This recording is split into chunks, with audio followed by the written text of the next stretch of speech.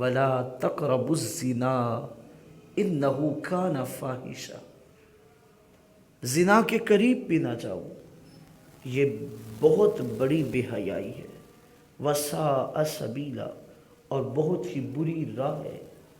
جو اس راہ کا راہی بن جاتا ہے اس کی نسلیں تباہ ہو جاتی ہیں اور اس کی نسلیں برباد ہو جاتی ہیں، جو اس راہ کا راہی بن جاتا ہے۔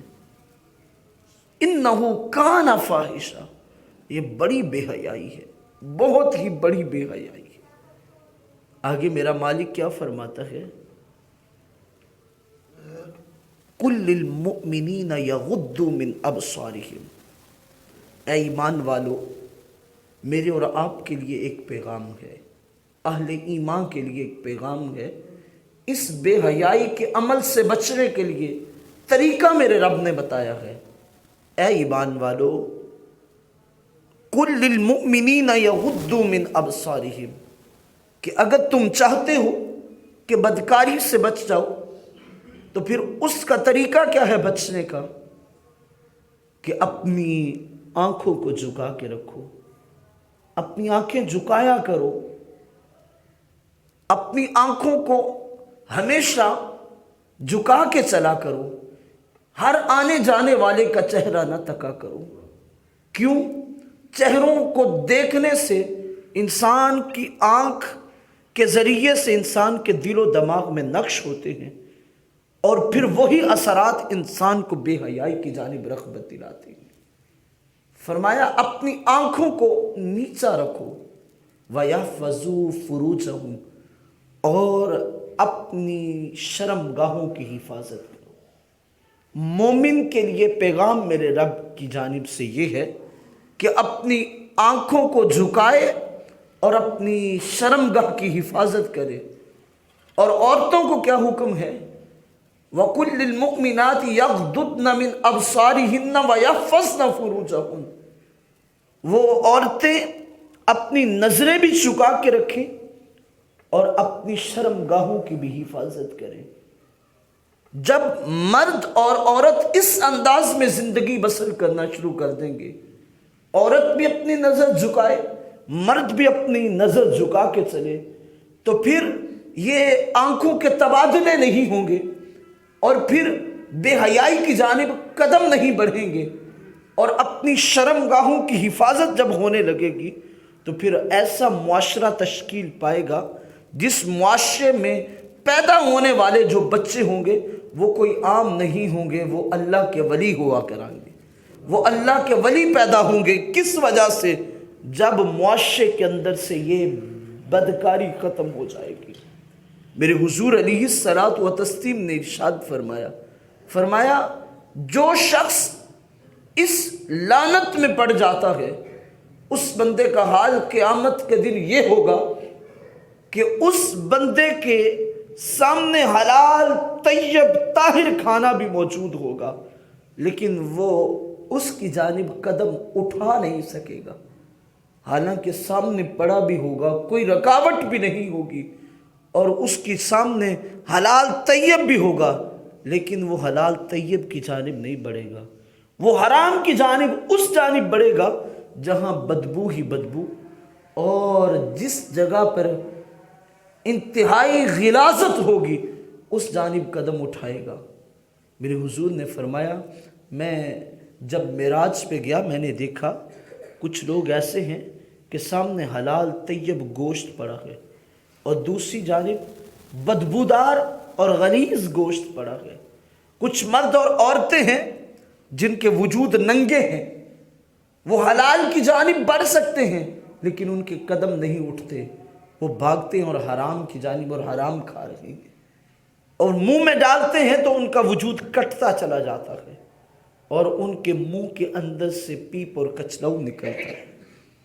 عرض کی گئی یا رسول اللہ صلی اللہ علیہ وسلم وہ کون لوگ ہیں؟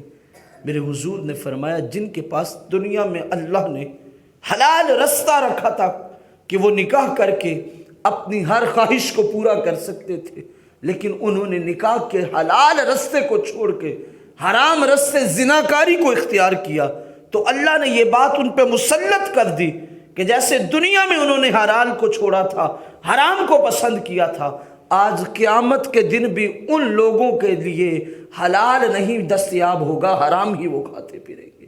حلال موجود ہونے کے باوجود وہ اپنا قدم اس جانب نہیں بڑھا پائیں گے۔ میرے حضور نے فرمایا قیامت کے دن اہل محشر بھی ان پہ لعنت کریں گے کہ یہ کتنے غلیظ لوگ تھے کہ ان کے پاس حلال اور طیب کھانے موجود ہیں لیکن اس جانب نہیں گئے، اور جس طرح دنیا میں یہ بدکاری میں ملوث تھے اسی طرح آج بھی اسی راہ کے راہی بنے ہوئے ہیں۔ میرے بھائی، میرے معاشرے کا اب یہ المیہ بن چکا ہے کہ معاشرے کا جو جوان حد بلوغت کو پہنچتا ہے تو اپنی زندگی کی معراج یہی سمجھتا ہے کہ میں کسی نہ کسی بے حیائی کا راہی بن جاؤں اور میں حتی الوسع اپنی زندگی کو ان فحاشیوں اور عریانیوں میں گزاروں تو پھر میری جوانی اصل میں جوانی ہوگی۔ میرے بھائی، یہ جوانی جوانی نہیں ہے، یہ تو ذلت اور رسوائی والی زندگی ہے۔ جوانی اس چیز کا نام نہیں چھپ کے بے حیائی کرتا پھرے، جوانی اس چیز کا نام ہے کھلے عام رب کے گھر میں بیٹھ کے رب کا قرآن پڑھتا ہوا جوان اپنی زندگی بسر کرے۔ جوانی وہ بھی ہے جو چھپ کے وقت گزار دے، اور جوانی وہ بھی ہے جو اللہ کی بارگاہ میں سجدے میں وقت گزار دے۔ جوانیاں دونوں ہیں، ایک جوانی لعنت والی جوانی ہے اور ایک جوانی رب کی رحمت والی جوانی ہے۔ میرے بھائی، اپنی زندگی اس انداز میں گزارو جس انداز میں میرے رب کی رحمتیں چھم چھم برسے، اور وہ کس انداز میں برس سکتی ہیں؟ میرے حضور علیہ الصلوۃ والتسلیم نے ارشاد فرمایا، میری ملت کا کسی نے جوان دیکھنا ہو تو حضور نے کتنا خوبصورت انداز فرمایا قیامت کا دن ہوگا جس دن اہل محشر دیکھ رہے ہوں گے کہ کہیں سے کوئی سایہ دستیاب ہو جائے، سورج اپنی آب و تاب پہ ہوگا، زمین تپی ہوگی، انسان پسینوں کے اندر شرابور ہوں گے اور کوئی سایہ ڈھونڈ رہے ہوں گے، تو میرے حضور فرماتے ہیں میرا رب ایک جوان کو بلائے گا، اے نوجوان آ جا آگے۔ وہ نوجوان آگے بڑھتا جائے گا، میرا رب فرمائے گا تجھے دھوپ لگ رہی ہے، آجا آگے بڑھ کے میرے عرش کے سائے کے نیچے آجا۔ اس نوجوان کو میرا رب اپنے عرش کا سایہ عطا فرمائے گا۔ جب میرا رب اسے عرش کا سایہ عطا فرمائے گا تو اہل محشر سوال کریں گے کہ اس نوجوان کو یہ مقام کیسے ملا؟ تو میرے حضور نے فرمایا پتہ ہے اس نوجوان کو وہ مقام کیسے ملے گا؟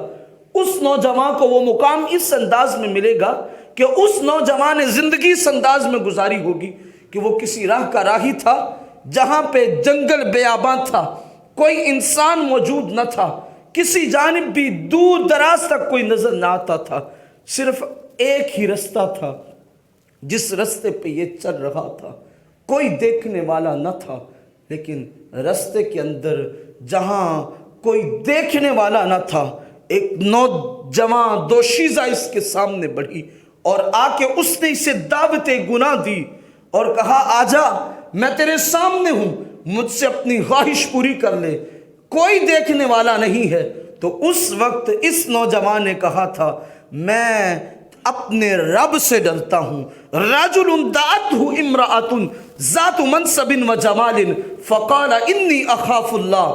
میرے حضور فرماتے ہیں عورت نے اسے دعوت گناہ دی تھی لیکن اس نے جھٹک کے یہ کہا تھا تو کہتی ہے کوئی نہیں دیکھنے والا، عرش کا رب تو ہر جگہ دیکھتا ہے، میں اپنے رب سے ڈر رہا ہوں۔ تو میرے رب نے اس ایک عمل کی وجہ سے آج اس کو اپنے عرش کا سایہ عطا فرما دیا ہے۔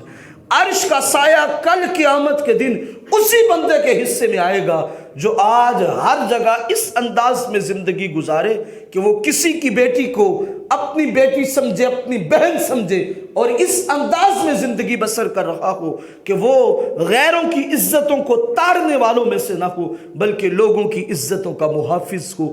تو پھر یاد رکھیے گا کل قیامت کے دن عزتیں انہی لوگوں کے نام ہوں گی۔ میرے حضور علیہ الصلوۃ والتسلیم کا فرمان سنیے۔ میرے حضور علیہ الصلوۃ والتسلیم کے پیارے صحابی حضرت حذیفہ رضی اللہ تعالی عنہ فرماتے ہیں کہ جو بندہ بدکاری میں مبتلا ہو جاتا ہے، زناکاری میں مبتلا ہوتا ہے، اس پر 6 باتیں ایسی لاحق ہو جاتی ہیں کہ وہ زندگی میں ان 6 باتوں کے ساتھ ضرور بھی ضرور ملے گا۔ ان میں سے 3 کا تعلق دنیا کے ساتھ ہے۔ وہ 3 کون سی؟ سب سے پہلی یہ، جو بندہ بدکاری کرتا ہے اللہ اس کے چہرے کا نور چھین لیتا ہے، اللہ اس کے چہرے کی نورانیت ختم کر دیتا ہے، یہاں تک کہ وہ کل دنیا سے جب جائے گا، مرے گا، تو اس کا چہرہ دیکھنے کے قابل نہیں ہوگا۔ دوسری حضور نے ذکر فرمایا اللہ اس پہ بھوک اور فاقوں کو ڈال دیتا ہے، وہ تنگ دستی کی زندگی بسر کرتا ہے۔ تیسری چیز حضور نے میرے ذکر فرمائی، تیسری چیز حضور فرماتے ہیں اللہ اس کی عمر میں کمی فرما دیتا ہے، اس کی عمر کم ہو جاتی ہے۔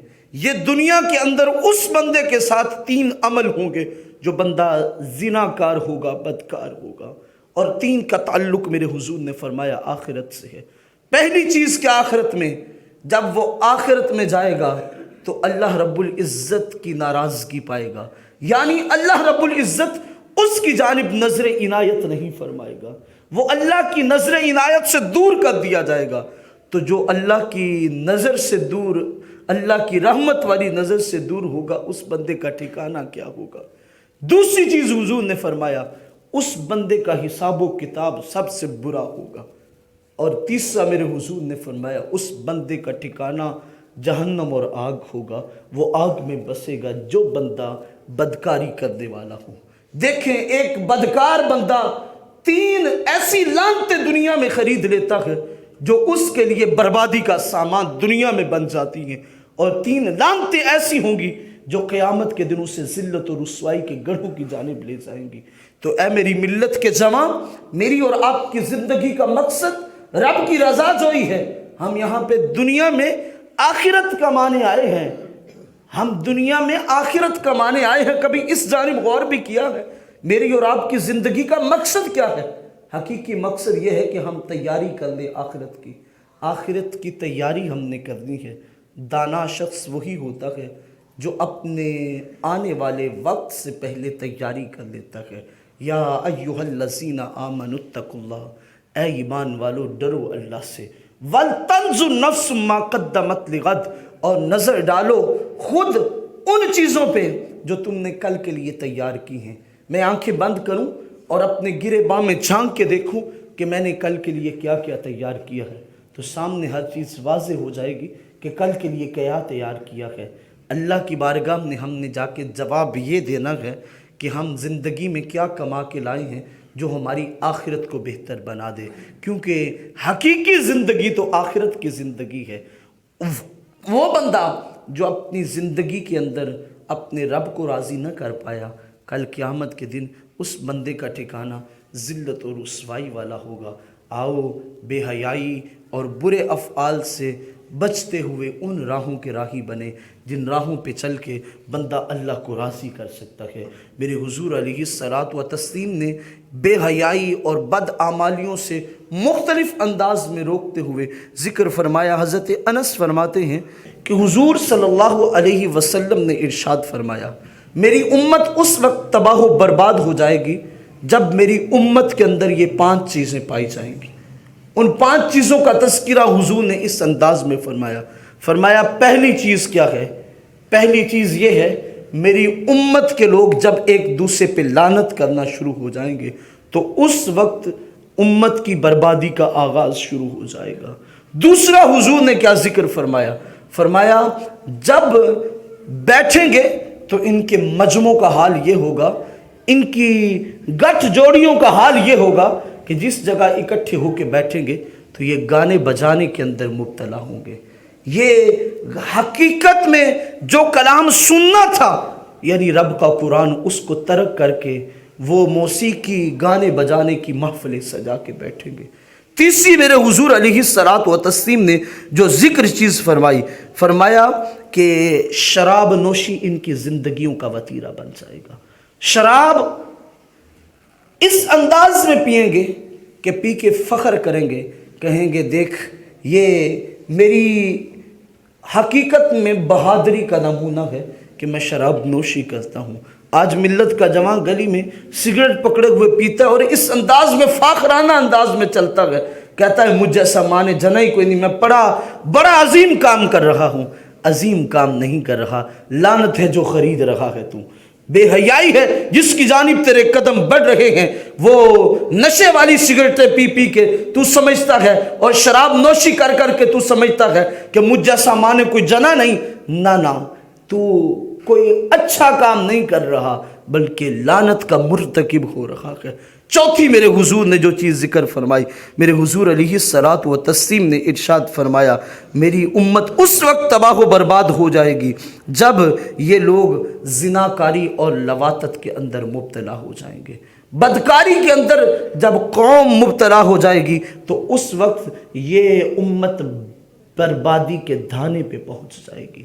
اور پانچویں چیز نے جو ذکر فرمایا ایسا لباس پہنیں گے جس لباس میں یہ فرق ہی نہیں ہوگا کہ یہ مردوں کا لباس ہے یہ عورتوں کا لباس ہے۔ آج نوجوان وجود پہ لباس پہنتا ہے تو اس انداز کو اختیار کر لیتا ہے کہ اس کا لباس پہچان یہ نہیں ہوتی کہ یہ مرد کا لباس ہے یا عورت کا لباس ہے۔ آج عورت کا لباس چست سے چست ہوتا جا رہا ہے، تنگ سے تنگ ہوتا جا رہا ہے، اور مرد کا لباس اس کا انداز عورتوں جیسا ہوتا جا رہا ہے، یعنی آدھا وجود نیم برہنہ عورتیں گلیوں بازاروں کے اندر ہیں، سروں سے دوپٹے اترے ہوئے ہیں اور اس انداز میں نکلتی ہیں جیسے پتہ نہیں کیا کرنے نکلی ہوئی ہیں۔ ایسی عورت جس کے سر پہ دوپٹہ نہ ہو اور اس نیت سے نکلے کہ میں باہر جاؤں لوگوں کی توجہ کا مرکز بنوں، میرے حضور علیہ الصلوۃ والتسلیم کے فرمان کا مفہوم ہے جب وہ گھر سے قدم باہر رکھتی ہے تو اللہ کے فرشتے اس پہ لعنت برسانا شروع کر دیتے ہیں، یہاں تک کہ وہ جب تک باہر رہے واپس لوٹ کے آئے اس وقت تک اس بندے پہ جو اس کا خامد ہے اس پہ بھی لعنت برستی ہے اور اس عورت پہ بھی لعنت برستی ہے۔ تو ہمارے گھروں کے ماحول ہم نے دیکھنے ہوں گے، کیا اسی لعنتوں کے مرتکب تو نہیں ہو گئے؟ جب اس انداز میں میری ملت کی بیٹی گھر سے باہر نکلے گی اور مقصد یہ ہوگا کہ نظریں لوگوں کی میری جانب بڑھیں تو پھر اس وقت فحاشی و عریانی عام ہوگی۔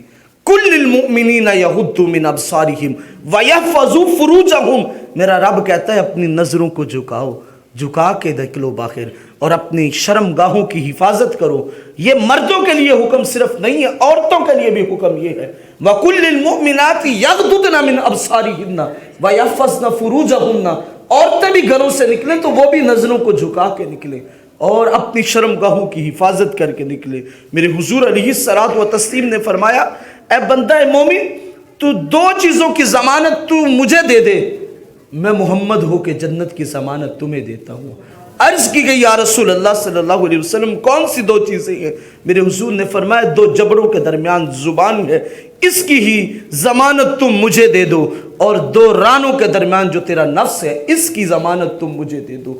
ان دونوں چیزوں کی ضمانت تم مجھے دے دو، میں محمد جنت کی ضمانت تجھے دیتا ہوں۔ دیکھنا ہوگا کیا ہم ان چیزوں کی ضمان حضور کو دے چکے ہیں یا نہیں دے چکے، اور اگر نہیں دے چکے تو آج سے ہی ہمیں عہد مصمم کرنا ہوگا کہ ہم نے اللہ کی بارگاہ میں توبہ و استغفار کر کے اس مالک کو منانا ہے۔ اس آیا مبارکہ سے اگلی آیت جس کی میں تفسیر کر چکا، إِلَّا مَن تَابَ وَآمَنَ وَعَمِلَ صَالِحًا فَأُولَٰئِكَ يُبَدِّلُ اللَّهُ سَيِّئَاتِهِمْ حَسَنَاتٍ وَكَانَ اللَّهُ غَفُورًا رَحِيمًا۔ میرا مالک فرماتا ہے یہ لوگ جن کے متعلق سزاؤں کا ذکر کیا گیا ہے کہ قیامت کے دن ان کا عذاب یہ ہوگا کہ جہنم میں دگنا اللہ انہیں عذاب دے گا اور وہ اسی میں ہی رہیں گے۔ فرمایا الا من تابا، مگر وہ بندہ جو توبہ کر لیتا ہے، وعمل صالحا، اور اپنی زندگی میں اچھے اعمال کرنے لگ جاتا ہے، فاولئک یبدل اللہ سیئاتہم حسنات۔ دیکھیں میرا رب کتنا کریم ہے، میرا رب کہتا ہے بندہ توبہ کرتا ہے میں صرف اسے معاف نہیں کرتا، سیئاتہم حسنات، میں اس کی برائیوں کو نیکیوں میں تبدیل فرما دیتا ہوں۔ دیکھیں کتنا کریم ہے، فَأُولَٰئِكَ يُبَدِّلُ اللَّهُ سَيِّئَاتِهِمْ حَسَنَاتٍ وَكَانَ اللَّهُ غَفُورًا رَحِيمًا۔ صرف برائیوں کو نیکیوں میں نہیں بدلتا بلکہ اور بھی کیا کرتا ہوں، میں اسے بخش بھی دیتا ہوں اور اپنی رحمتوں کا نزول بھی فرماتا ہوں۔